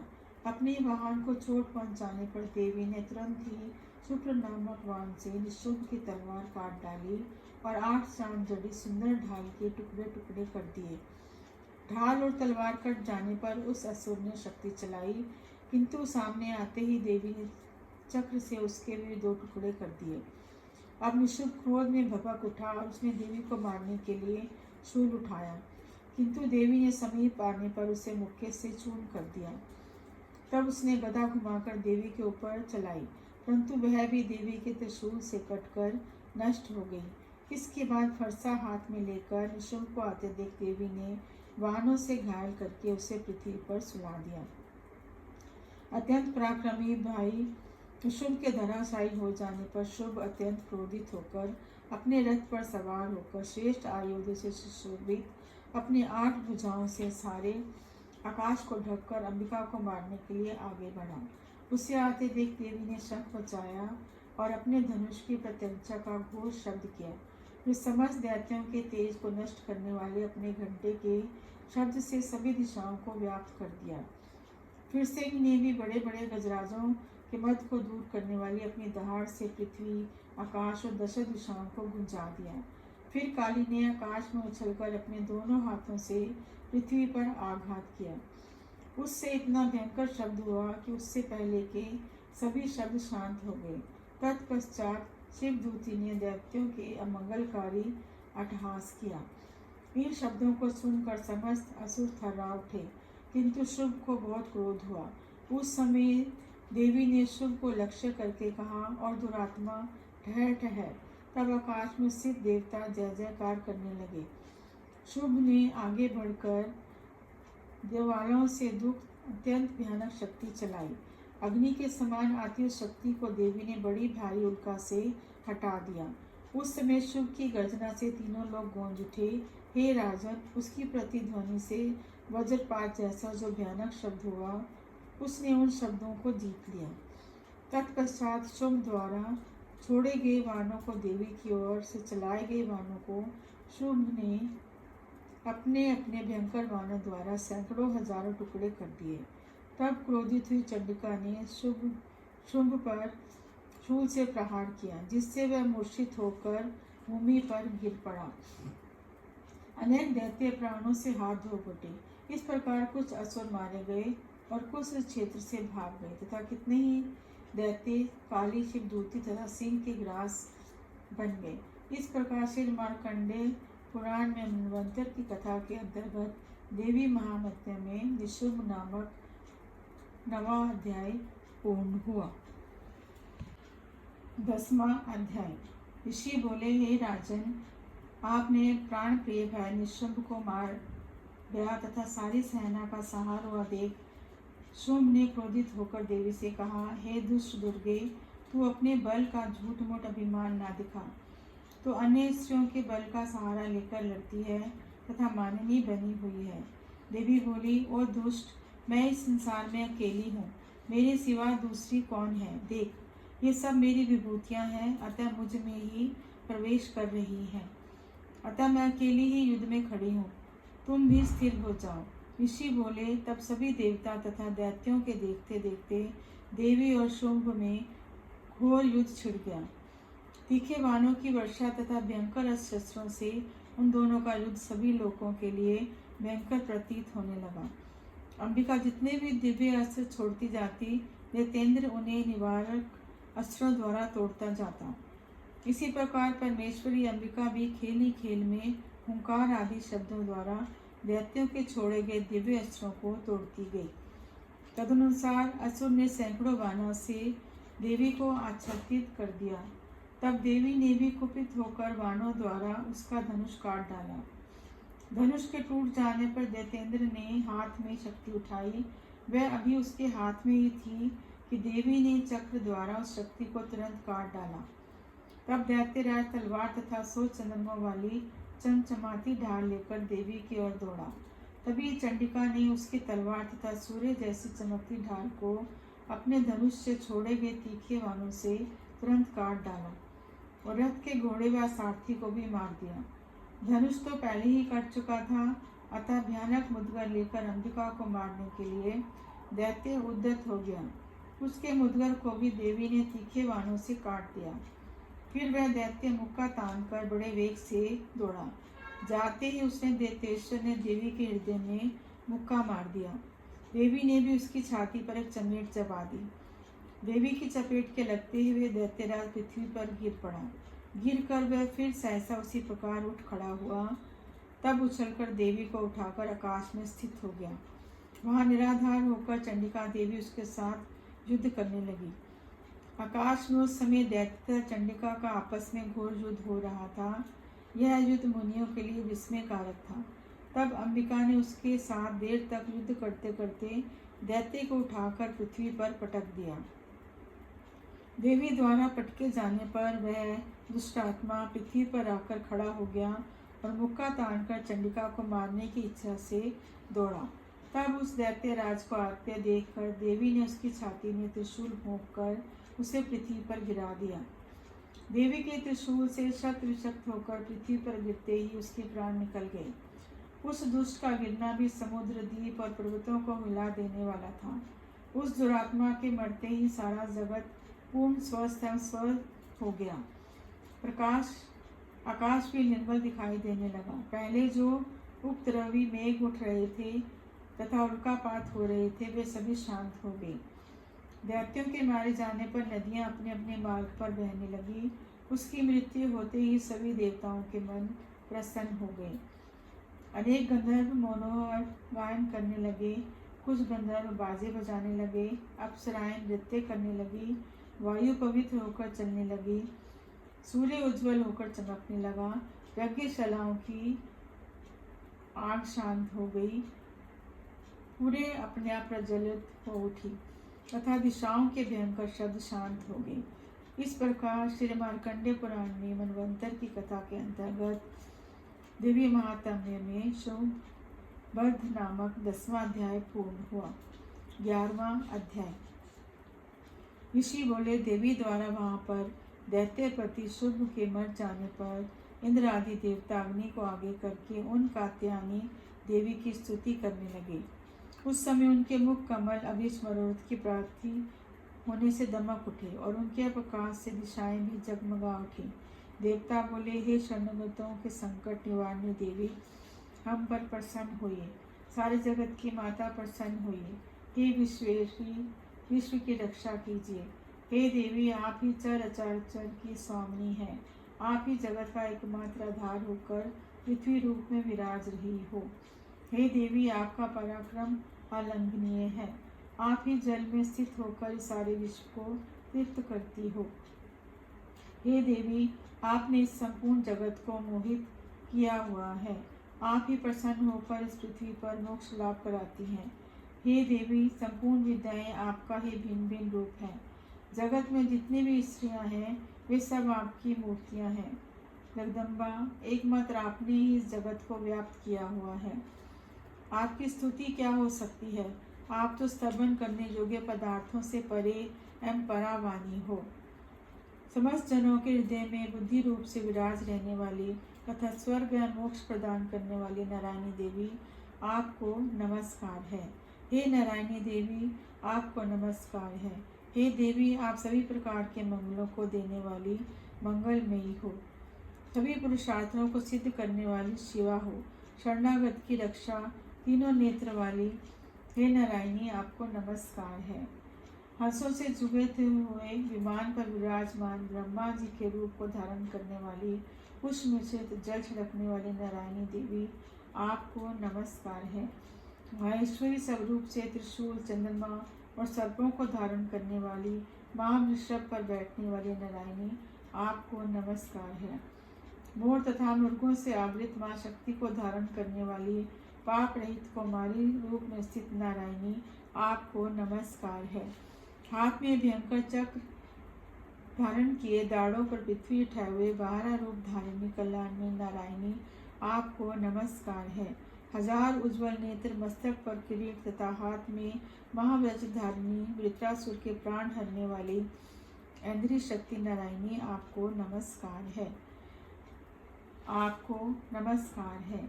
महाभयानक मुख तथा दाढ़ों वाली मुंड मालाओं से सुशोभित मुंडों का मंथन करने वाली चामुंडा नारायणी, आपको नमस्कार है। हे नारायणी, सब भयों से हमारी रक्षा करो।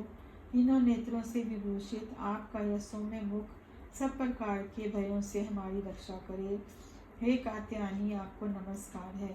हे भद्रकाली, ज्वालाओं के कारण विकराल प्रतीत होने वाला अत्यंत भयंकर और समस्त असुरों का संहार करने वाला आपका त्रिशूल भय से हमारी रक्षा करे। वह आपका घंटा हम लोगों को पापों से उसी प्रकार रक्षा करे जैसे माता अपने पुत्रों को बुरे कर्मों से बचाती है। चंडिका, आपके सुंदर हाथों की तलवार जो असुरों के रक्त और मांस से सनी हुई है, वह हमारा मंगल करे। हम आपको प्रणाम करते हैं।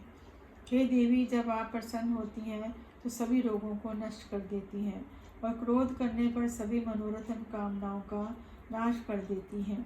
आपके आश्रित जनों पर किसी प्रकार का संकट नहीं आता, अपितु आपके आश्रित पुरुष दूसरों पर को भी आश्रय देते हैं।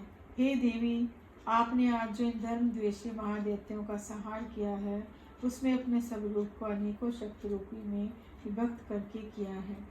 हे अंबिका, आपके सिवा अन्य कौन कर सकता है। विद्याओं में ज्ञान को प्रकाशित करने वाले शास्त्रों में तथा आदि वाक्यों में आपके सिवा और किसका वर्णन है, तथा आपको छोड़कर अन्य कौन सी ऐसी शक्ति है जो इस जगत को अज्ञान में घोर अंधकार से परिपूर्ण ममता रूपी गड्ढे से निरंतर भटका रही हो। जहाँ राक्षस हों, भयंकर विषैले सांप हों, जहाँ शत्रु हों, लुटेरों का दल आ जाए, वन में आग लग रही हो, समुद्र के मध्य में जहाँ दावानल हो, वहीं उपस्थित होकर आप ही विश्व की रक्षा करती हैं। हे विश्वेश्वरी, विश्व की रक्षा करने और विश्व को धारण करने के कारण आप विश्वेश्वर से भी वंदनीय हो। जो पुरुष भक्ति पूर्वक आपको मस्तक नवाते हैं, वे संपूर्ण विश्व को आश्रय देने वाले होते हैं। हे देवी, जिस प्रकार इस समय असुरों का वध करके तुरंत हमारी रक्षा कर ली, इसी प्रकार नित्य हमें शत्रुओं के भय से बचाइए। प्रसन्न होइए और शीघ्र ही जगत के पाप नष्ट करिए।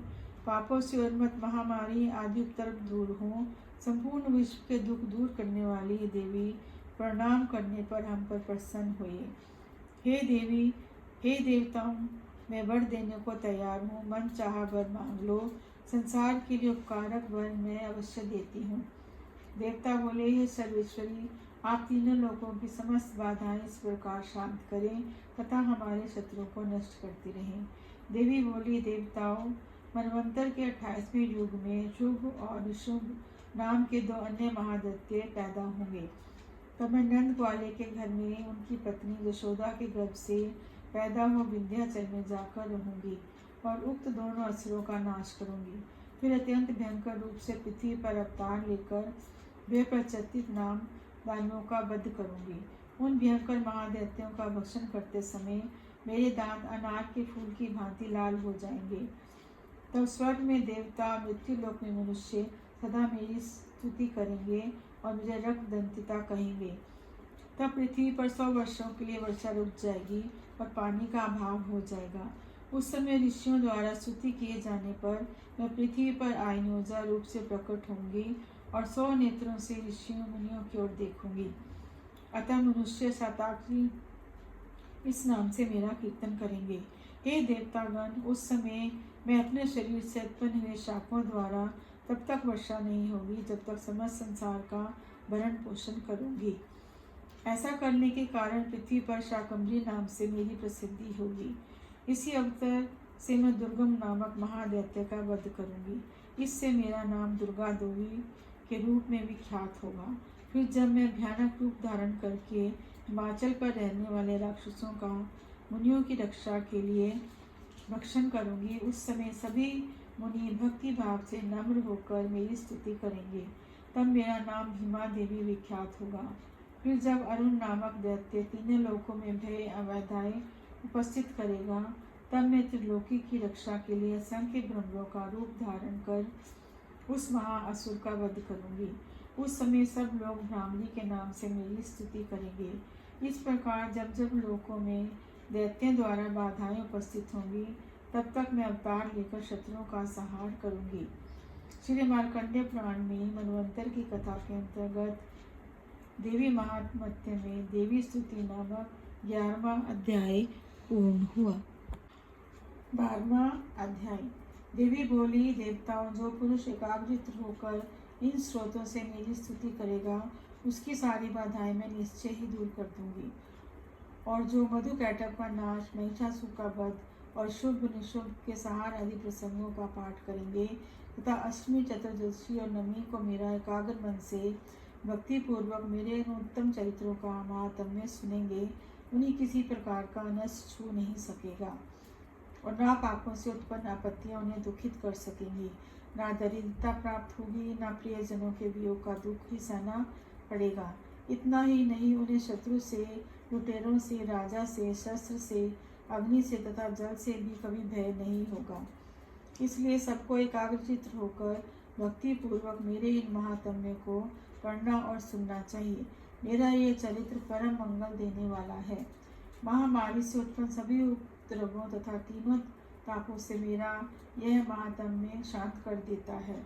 जिस मंदिर में नित्य ही मेरा यह महात्म्य पढ़ा जाता है, उस स्थान को मैं कभी नहीं त्यागती। वहाँ सदा मेरा वास रहता है। बलिदान, पूजा, अग्निहोत्र एवं महोत्सव के अवसरों पर मेरे चरित्र का पाठ करें और सुने।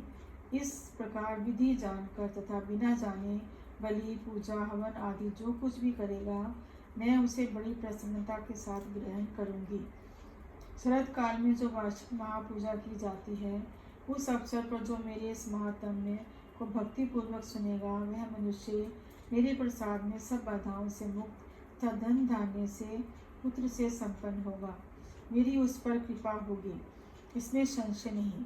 मेरे इस महात्म्य शुभ उत्पत्तियों तथा युद्ध में किए गए मेरे पराक्रमों को सुनकर मनुष्य निर्भय हो जाता है, उसके शत्रुओं का नाश हो जाता है और उसका सब प्रकार से कल्याण होता है तथा उसका कुल सुखी रहता है।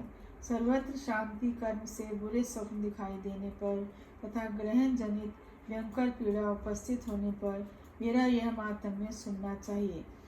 इससे सभी विघ्न तथा भयंकर ग्रह बाधाएं शांत हो जाती हैं और मनुष्य द्वारा देखा गया बुरा स्वप्न शुभ स्वप्न में बदल जाता है। बाल ग्रहों द्वारा पीड़ित बालकों के लिए यह महात्म्य शांतिदायक है। मनुष्य के संगठन में फूट होने पर यह महात्म्य मित्रता कराने वाला है। यह महात्म्य दुष्ट बलों के बल का नाश करने वाला है। इसके पाठ मात्र से राक्षसों, भूतों और पिशाचों का विनाश हो जाता है। यह मेरा संपूर्ण महात्म्य मेरी सानिध्य प्राप्त करा देता है। पत्र, पुत्र, अर्घ्य, धूप, गंध तथा उत्तम सामग्रियों द्वारा मेरा पूजन करने से, ब्राह्मणों को भोजन कराने से, होम से, प्रतिदिन के अभिषेक से तथा अनेक प्रकार के पदार्थों के दान से वर्ष भर जो यह सब मेरे अर्पण करके आराधना करते हैं, इससे मुझे बहुत प्रसन्नता होती है। वही प्रसन्नता मेरे इस महात्म्य के एक बार सुनने से हो जाती है।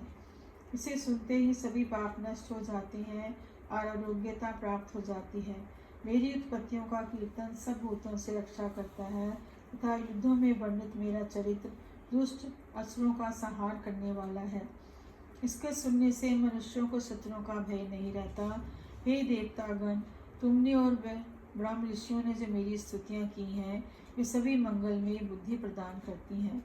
वन में, सूने मार्ग में अथवा दावानल से गिर जाने पर, निर्जल स्थान में लुटेरों से गिरने पर, शत्रुओं द्वारा पकड़े जाने पर तथा वन में सिंह, बाघ और जंगली हाथियों का पीछा करने पर, क्रोधित राजा के आदेश से वध या बंधन स्थान में ले जाने अथवा महासागर में नाव पर बैठने के बाद तूफान में नाग डगमगाने पर, भीषण युद्ध में शस्त्रों का पहाड़ अथवा वेदनाग्रस्त होने तथा अनेक बाधाएं आने पर जो मेरे इस चरित्र का स्मरण करता है, वह संकट से मुक्त हो जाता है। मेरे प्रभाव से सिंह आदि हिंसक जंतु, लुटेरे तथा शत्रु भी मेरे चरित्र का स्मरण करने वाले पुरुष से दूर भागते हैं। ऋषि बोले, इस प्रकार कहकर प्रचंड पराक्रम वाली मन भगवती चंडिका सभी देवताओं के देखते देखते ही अंतर ध्यान हो गई। फिर सभी देवता शत्रुओं के मारे जाने से निर्भय होकर पूर्व की दिशा यज्ञ भाग का उपयोग करते हुए अपने अपने अधिकार का पालन करने लगे। हे राजन, इस प्रकार भगवती अंबिका नित्य स्वरूपा देवी बार बार प्रकट होकर जगत की रक्षा करती है। वे ही विश्व को मोहित करती है, वे ही जगत को पैदा करती है तथा वे ही प्रार्थना किए जाने पर संतुष्ट विज्ञान और समृद्धि प्रदान करती है। हे राजन, महाप्रलय काल में महामारी स्वरूप में यही देवी संपूर्ण ब्रह्मांड में व्याप्त हो जाती है।